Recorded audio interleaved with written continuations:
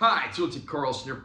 Arrow Video's at it again, and here they've given us a reissue of FM, a classic radio-based comedy film from the late 70s.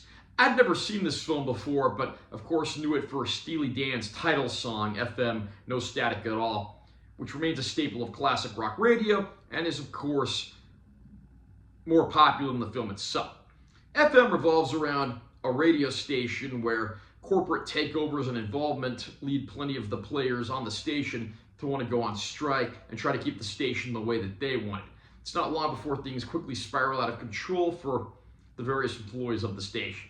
I love rock and roll music. I love movies that are about the entertainment business, and I certainly love rock radio. Sadly, though, FM is just not a great film. I mean, the movie had the tagline, "A now movie with now music." The movie's now 45 years old, so ironically, that tagline is one of the most dated things about the film. The problem here is, despite a good cast and despite some good musical star cameos, including the likes of Tom Petty, Jimmy Buffett, Linda Ronstadt, and R.E.O. Speedwagon, none of these characters are all that interesting. Right from the get-go, we get hit with so many characters, and the movie doesn't bother fleshing out any of them or making them interesting.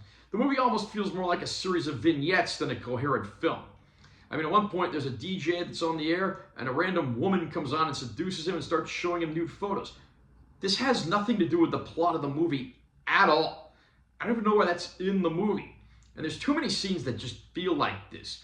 It's a good cast, including the likes of Cleavon Little, who, of course, you probably know from playing Bart in Blazing Saddles.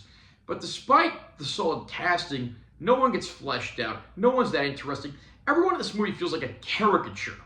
And by the end of the movie, when things start descending into riots in the streets, these characters are no more likable than the people they're rebelling against.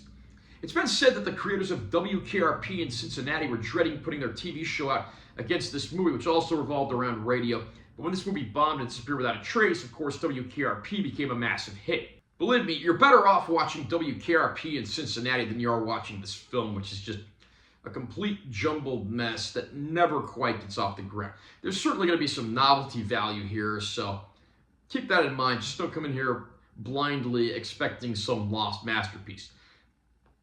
Fortunately, this release from Arrow Video actually looks very good. The transfer is great. Doesn't look like there was any unwanted digital tinkering or noise reduction. The movie looks very good from start to finish.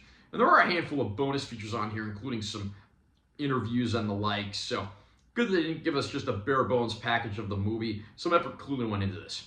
FM is not a great film. It's not one I'm going to find myself going back to over and over again. The soundtrack is far better than the film itself. But if you are curious, you can find this one for a cheap price. The technical specs are top notch. How about you? What did you think of FM? Do you think this is a great film? Do you think it's a lost masterpiece? Do you think it rightfully bombed and disappeared without a trace? Comment down below and let me know what you think. Also, remember to subscribe to this channel for more content. I'm always posting new videos. And make sure you give us a like if you found it helpful. I'm T. Carlson. I'll see you next time.